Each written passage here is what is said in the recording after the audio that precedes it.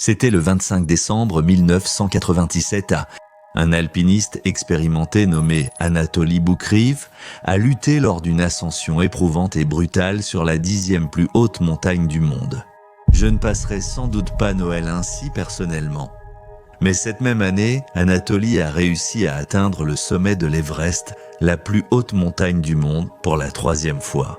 Donc, un autre sommet sur une montagne 900 mètres plus basse devrait être facile pour lui, non? Eh bien, détrompez-vous. Il s'avère qu'une personne sur 3 meurt sur cette montagne, et Anatoly était sur le point de découvrir pourquoi. De la disparition terrifiante de grimpeurs légendaires à une avalanche qui a enseveli l'un des plus grands héros de l'Everest, jusqu'à la découverte glaçante de corps encore attachés ensemble dans une crevasse. Voici l'histoire brutale de l'Annapurna, la montagne la plus mortelle de la Terre. Bienvenue dans l'extrême. Quand il s'agit de la montagne la plus dangereuse du monde, notre attention se porte le plus souvent sur l'Everest. Après tout, des centaines de personnes ont perdu la vie en tentant d'atteindre ces sommets, dont beaucoup restent notés sur la montagne comme point de repère. Bien que ce soit morbide à imaginer, pas moins d'une personne sur 15 qui atteint le sommet de cette montagne emblématique y perd la vie, et ce n'est même pas la montagne la plus mortelle du monde. Si vous connaissez l'alpinisme, vous pensez peut-être au K2 ou au Nanga Parbat au Pakistan. Vous auriez encore tort, car ils ne sont pas aussi mortels que l'infâme Annapurna situé dans les hautes montagnes de l'Himalaya au Népal. Mais malgré sa nature mortelle, il attire chaque année de nombreux alpinistes du monde entier qui espèrent atteindre son sommet. Le Annapurna est la 10e plus haute montagne du monde, s'élevant à une hauteur d'environ 26 545 pieds au-dessus du niveau de la mer. La communauté des alpinistes appelle l'Annapurna la montagne tueuse. Maurice Herzog et Louis Lachanal ont atteint le sommet pour la première fois le 3 juin 1950. Mais cela a coûté très cher. Au cours de leur aventure audacieuse, Maurice a perdu ses mains à cause des engelures après avoir perdu ses gants. 4 alpinistes sont tombés dans une crevasse et ont dû y passer la nuit jusqu'à l'arrivée des secours le matin suivant. Si vous pensez que c'est grave, Maurice s'est retrouvé suspendu la tête en bas à une corde, une boucle autour du cou, après avoir été frappé par une avalanche. Miraculeusement, ils ont tous survécu et on imagine qu'un jour, cela fera un excellent film. Mais tout le monde n'a pas cette chance, si on peut appeler ça de la chance. Depuis leur sommet emblématique, des centaines sont voulu les imiter et c'est là que commence la tragédie, pour le pire. C'était le 17 octobre 1978. L'alpiniste et artiste britannique Alison Chadwick a participé à l'expédition américaine féminine à l'Annapurna en 1978. Une grande entreprise d'alpinisme historique souhaitait former une équipe 100% féminine pour gravir l'un des plus hauts sommets du monde. L'expédition était menée par Arlene Bloom, biochimiste et alpiniste chevronnée, qui voulait offrir une chance aux femmes alpinistes, souvent exclues des grandes expéditions à l'époque. L'équipe était composée de 10 alpinistes féminines, dont Vera Kumarkova, Irene Beardsley, Vera Watson, Piro Kramar, ainsi que les Sherpas Mingma Sering et Chiwang Rinjing. Le voyage d'Alison a pris un tournant soudain et terrifiant lorsqu'elle est tombée dans le silence radio pour ne plus jamais donner de nouvelles. Mais que s'est-il réellement passé ce jour fatidique? Des années auparavant, en août 1975, Alison est entrée dans l'histoire en devenant la première personne à atteindre le sommet du Gasherbrum. 3 à la frontière entre le Xinjiang en Chine et le Gilgit-Baltistan au Pakistan. Au moment de leur ascension du Gasherbrum 3, qui culmine à 26 089 pieds au-dessus du niveau de la mer, c'était la plus haute montagne jamais gravie au monde. Nous affirmons qu'Alison n'était pas novice en escalade de montagnes dangereuses. Elle était largement reconnue comme l'une des meilleures alpinistes de son temps. Mais atteindre le sommet de l'Annapurna n'est pas une tâche à prendre à la légère. Et dès l'instant où des alpinistes comme Alison posaient le pied sur l'Annapurna, les chances étaient vraiment contre eux. Une ascension typique de cette montagne peut prendre jusqu'à 5 semaines. Leur expédition a débuté à Katmandou, où ils ont obtenu des permis pour $30 chacun. Pas trop mal, mais c'était le moindre de leurs soucis. Plus important encore, ils avaient besoin de l'équipement adéquat pour assurer leur sécurité, notamment des piolets, des crampons, des cordes fixes, des vêtements pour temps froid et suffisamment de nourriture et de fournitures médicales pour toute la durée de l'expédition. Une bonne préparation peut souvent faire la différence entre la vie et la mort. Et lorsqu'il s'agit de l'Annapurna Nains, il devait être prêt. On ne l'appelle pas la montagne la plus dangereuse du monde sans raison. De là, ils se sont rendus dans la ville de Pokhara située dans une vallée en contrebas de la chaîne de l'Annapurna. Le 15 août, ils sont partis de Pokhara avec plus de 12 000 livres, soit 5 400 kg de matériel. Une équipe de porteurs, composée de 13 femmes et de 6 Sherpas, Allison et l'expédition progressaient lentement dans les vallées, montant et descendant des escaliers de pierre, admirant les paysages du Népal. Enfin, après 12 longs jours, ils sont arrivés au camp de base, à une altitude de 13 549 pieds au-dessus du niveau de la mer. L'air était déjà raréfié, et les femmes ont immédiatement commencé à suivre les procédures appropriées d'acclimatation dans l'espoir d'éviter les effets du mal aigu des montagnes. À leur arrivée au camp de base, Allison et les alpinistes ont été accueillis par les drapeaux de prière colorés et un énorme panneau. C'est souvent un soulagement pour ceux qui décident de venir ici à pied depuis Pokhara, mais ce n'est pas encore le moment de célébrer. Au contraire, il est temps de se préparer à ce qui pourrait être l'ascension la plus dangereuse qu'ils aient jamais tentée. À partir d'ici, c'est là que les vrais dangers commencent alors qu'ils commencent à gravir la célèbre voie de la face sud. Petit détour sur ce train du chaos. Si vous voulez plus d'histoires brutes et non censurées qu'on ne peut pas montrer ici, rejoignez l'Extrême sur Patreon. On se retrouve sur l'Extrême. Allison et l'équipe ont affronté des températures en chute libre, le risque d'engelures et d'hypothermie, une météo imprévisible, des avalanches périodiques et une exposition extrême aux éléments alors qu'ils montaient vers les camps supérieurs de l'Annapurna 1. Chacun de ces facteurs pouvait à tout moment entraîner la mort. Bien que tous ces dangers existent sur d'autres montagnes à travers le monde, ils sont fortement intensifiés sur le Annapurna 1. Allison et le groupe ont progressé à travers le terrain escarpé qui était incroyablement difficile à franchir. Ils ont grimpé sur des parois rocheuses tranchantes et déchiquetées ainsi que sur d'épaisses couches de glace. Le terrain comprend des montées et des descentes abruptes nécessitant des techniques sophistiquées comme la pointe avant et la taille de marche pour traverser la glace et la neige. Oui, ce n'est vraiment pas pour les grimpeurs inexpérimentés ou les âmes sensibles. Lorsque l'on combine tous ces risques potentiels avec la forte probabilité d'une avalanche, il est stupéfiant que le groupe ait même envisagé une expédition aussi dangereuse. Déjà fatigués par le voyage, quand Allison et l'équipe ont atteint le camp 2, ils ont pris un moment pour se regrouper avant d'affronter la partie la plus périlleuse de l'ascension. Pour atteindre le camp 3, ils ont dû traverser une paroi rocheuse verticale vertigineuse de 9800 pieds avec des chutes de glace imprévisibles, des crevasses profondes et des pentes raides. Tout cela, en plus des exigences habituelles du corps et de l'esprit liées à l'alpinisme. Un sommet aussi immense donne lieu à une ascension unique au monde. Imaginez cela. Le corps d'Allison était déjà endolori et souffrant après plusieurs jours d'escalade intense. Elle s'est réveillée au camp alors qu'il faisait nuit. Son équipement est encore un peu mouillé et la température est déjà proche de moins 20 degrés Fahrenheit. Elle a rangé ses affaires et l'équipement dont elle avait besoin avant de traverser un glacier glissant. Chaque pas doit être soigneusement calculé. Un seul faux pas et les plaques instables de glace glaciaire pourraient s'effondrer de façon inattendue, la précipitant au fond d'une crevasse. Ils ont eu la chance de traverser ce champ de mines sans aucune blessure. Mais maintenant, un défi bien plus dangereux les attendait car ils étaient arrivés devant une paroi abrupte avec une inclinaison moyenne de 55 degrés, mais ils n'y avaient pas moyen de l'éviter, ils devaient monter. Alors que les Sherpas commencent à organiser l'équipement, un sentiment d'anxiété envahit peut-être le corps d'Allison. Ici, elle sera obligée d'utiliser non seulement ses compétences techniques, mais aussi une approche prudente, car une avalanche dévastatrice pourrait dévaler la montagne à tout moment. L'équipe a commencé l'ascension de la paroi rocheuse exposée avec des cordes fixes.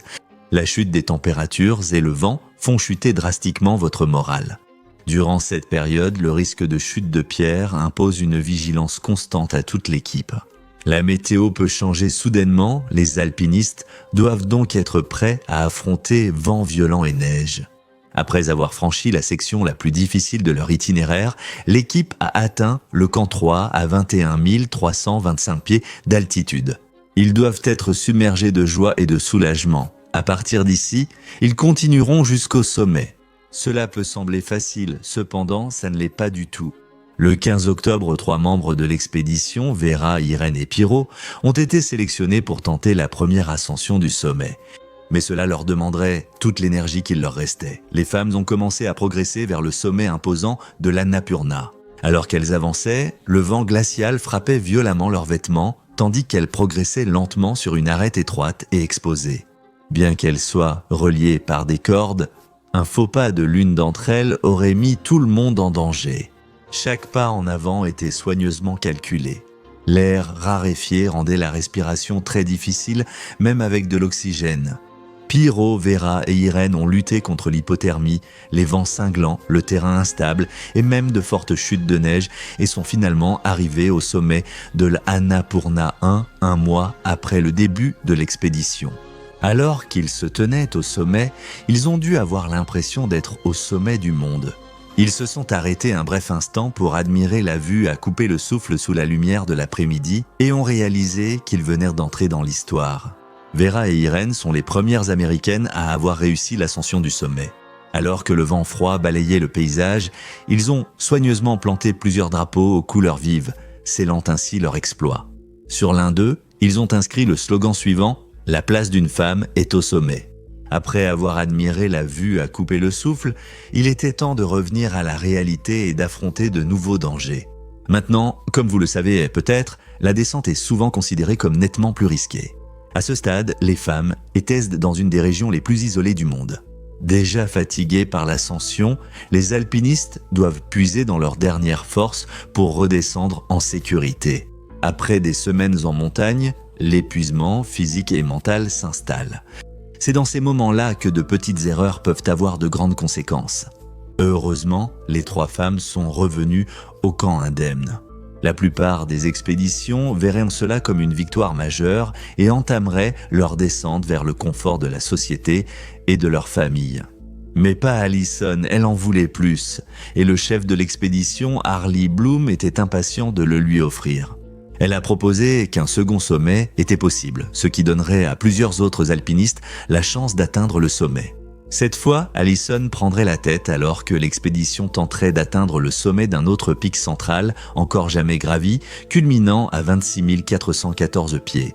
Le plan initial était d'envoyer Allison, Vera et quelques autres alpinistes. Mais la brutalité du premier sommet a laissé trop épuisés pour envisager une nouvelle ascension. Pendant ce temps, les Sherpas Shawang et Mingma ont souffert de graves engelures après avoir aidé l'expédition à atteindre le sommet de l'Annapurna.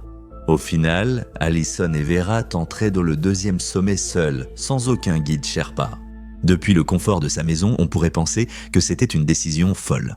Déjà probablement victimes du froid et d'un léger mal des montagnes, Allison et Vera étaient des pionnières de l'alpinisme féminin. Toutes deux avaient gravi certaines des montagnes les plus dangereuses du monde et y avaient consacré leur vie.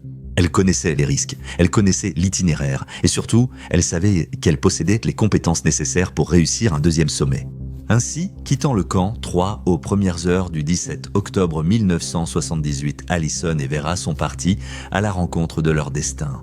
Le duo a encore affronté vent violent et météo instable en gravissant lentement l'Annapurna pour la seconde fois. Mais cette fois, elles étaient vraiment seules, avec seulement une radio pour contacter le monde en contrebas. Il semble que les alpinistes avançaient bien vers le camp 4. Arleigh avait prévu avec les femmes un point radio ce soir-là. Alors que le soleil se couchait sur les montagnes et que la nuit tombait, la radio restait silencieuse. L'inquiétude grandit au camp parmi les autres alpinistes, mais ils choisirent d'attendre le matin. Le soleil se leva alors au-dessus de l'Annapurna et il n'y avait toujours aucun contact radio. À présent, Arleigh et le reste de l'expédition devaient se préparer au pire. Dans l'espoir de retrouver les femmes, Arleigh demanda aux Sherpas Mingma et Lakpa d'aller les chercher. Mais ils souffraient tous deux encore d'engelures et d'épuisement. Finalement, au 3e jour sans contact, ils acceptèrent de gravir la montagne pour chercher Allison et Vera.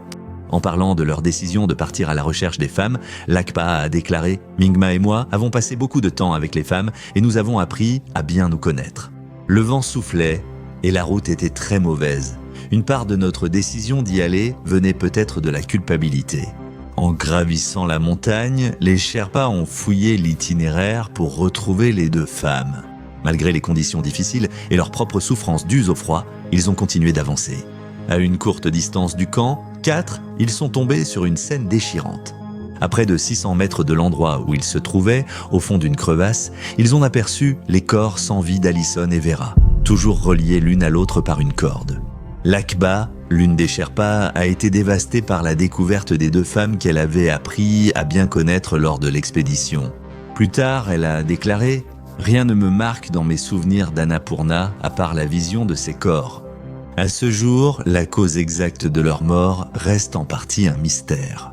Ont-ils été pris dans une petite avalanche qui les a forcés à descendre la pente raide, ou bien était-ce une chute de pierre qui les a précipités en bas de la montagne? Quelle qu'en soit la cause, à cette date fatidique, le monde de l'alpinisme venait de perdre 2 légendes féminines. Le reste de l'équipe d'expédition a rendu hommage en gravant les noms d'Alison et de Vera sur une pierre près du camp de base. Au crépuscule, sous le sommet nuageux, les femmes ont chanté « Simple Gifts » et, avec les Sherpas, récité le mantra « Om Mani Padme Hum ». C'était leur façon de dire adieu du mieux qu'ils savaient.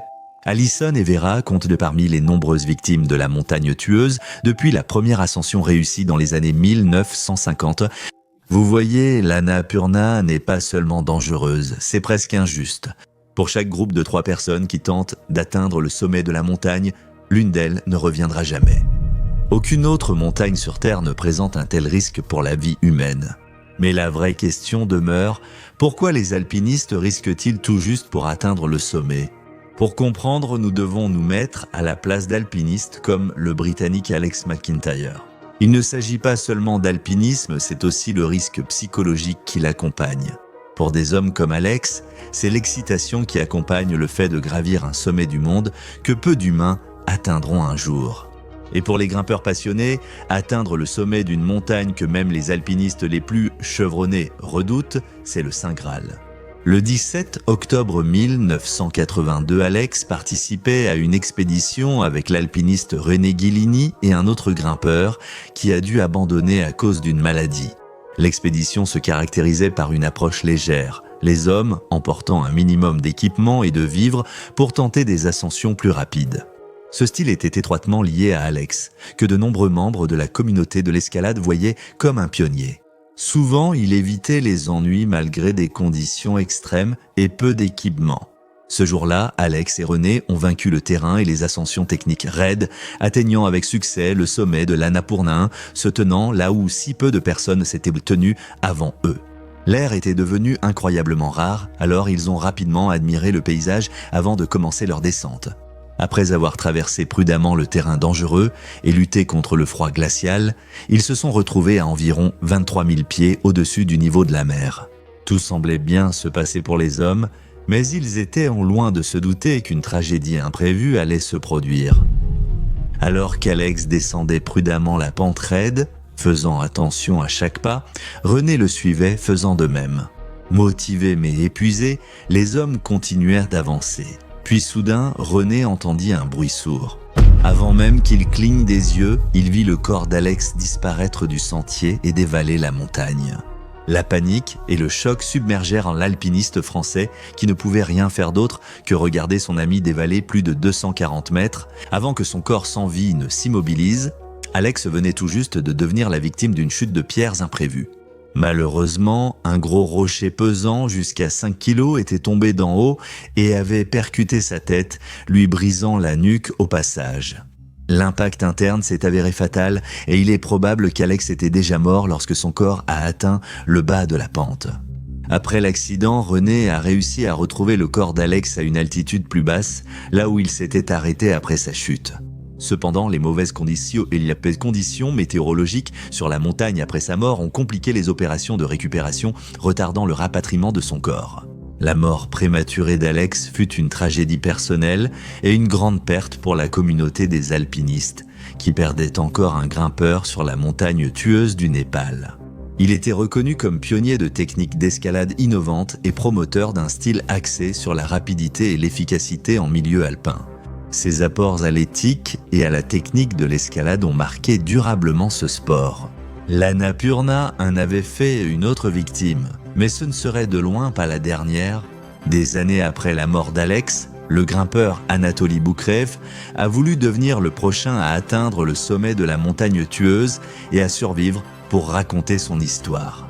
Anatoly était l'un des plus grands alpinistes de son époque. En mai 1995, il a réussi à atteindre le sommet du mont Everest par l'arête nord sans aucune assistance en oxygène. L'année suivante, il a atteint le sommet par la voie du col sud le 10 mai 1996. Presque immédiatement après cet exploit, Anatoly a été appelé à agir. Cet alpiniste russe de 39 ans était peu connu avant d'être médiatisé après l'ascension tragique de l'Everest en mai 1996. 8 alpinistes sont morts lorsqu'une tempête de neige soudaine a piégé de nombreuses personnes près du sommet de la montagne. Anatoly travaillait comme guide à l'époque et a réussi non seulement à survivre, mais aussi à jouer un rôle déterminant dans le sauvetage des alpinistes pris dans la tempête. Anatoly a effectué plusieurs sauvetages en solo, sauvant 3 alpinistes pendant une tempête de neige. Début 1997, Anatoly participait à l'expédition Kazake et a de nouveau atteint le sommet de l'Everest par l'arête nord sans assistance en oxygène. Mais en fin d'année, il tenterait d'atteindre le sommet de l'Annapurna 1, une expédition qui serait l'un de ses plus grands défis. Le jour de Noël 1997, Anatoly était accompagné de Simone Moro, un alpiniste italien, et de Dmitri Sobolev, un cinéaste du Kazakhstan. Les alpinistes étaient à environ 18 700 pieds d'altitude, alors que le monde occidental était avec leur famille. Devant le feu, ouvrant des cadeaux, ces aventuriers avancèrent vers le sommet de la montagne tueuse. Vers midi, Anatoly et Simone installaient déjà des cordes dans un couloir. Soudain, un énorme bloc de neige durci, appelé corniche, s'est détaché des hauteurs de la paroi ouest de l'Annapurna. En levant les yeux, la terreur a dû envahir leur cœur lorsque la corniche a dévalé le couloir de 800 mètres sous forme d'avalanche. Mais ils ne pouvaient y fuir nulle part. Dans un récit vraiment terrifiant de ce qui s'est passé ensuite, Simone a expliqué des blocs de glace et de roches ainsi qu'un nuage de neige tombaient sur moi. Dans un état de résignation animé et paisible, je n'ai pensé qu'à crier le danger à Anatoly et Dimitri. Je me souviens les avoir vus faire un mouvement latéral rapide pour tenter d'éviter l'avalanche, pendant que je m'accroupissais et m'appuyais contre la paroi, agrippant à maintien nu la corde qui venait d'être fixée. Rien ne pouvait plus les aider maintenant. En quelques secondes, ils furent emportés et entraînés vers le bas de la montagne sous une avalanche de neige durcie, de glace et de pierres détachées. Les hommes ont sans doute cherché à reprendre leur souffle et tenté de se hisser au-dessus de la masse de débris. Mais la force écrasante de l'avalanche était trop puissante et ils furent bien violemment entraînés. Simone a été entraîné sur plus de 500 mètres jusqu'au camp 1 dans ce qui a dû lui sembler une éternité. Tout était fini en quelques minutes. Heureusement, il était encore en vie d'une manière ou d'une autre et a commencé à se dégager de sous la neige. En repensant à cette épreuve terrifiante, Simone a dit « Je n'ai pas pu résister à la fureur de cette masse, même pas une seconde. Et je suis tombé rapidement, serrant la corde entre mes mains alors qu'elle brûlait et lacérait mes doigts presque jusqu'à l'os. » La série de chutes, de glissades et de ricochets semblait ne jamais vouloir finir. Lorsqu'il a finalement refait surface, il était encore en état de choc partiel. Il avait perdu la vue d'un œil et les lacérations causées par la corde laissaient les os de ses mains à nu. Ses vêtements étaient réduits en lambeaux et tout ce qui lui restait de son équipement, c'était ses crampons. Simone ne voyait ni Anatoly ni Dimitri autour de lui. Il appela frénétiquement leur nom, espérant qu'ils avaient eux aussi survécu à la catastrophe, mais personne ne répondit. Il tourna autour de l'avalanche 15 minutes sans voir ni entendre ses compagnons, puis décida qu'un sauvetage était leur meilleure chance. Incertain de la suite à donner, la fortune fut du côté de Simone car, au loin, il aperçut la tente du camp 1. Là, il trouva des vêtements propres.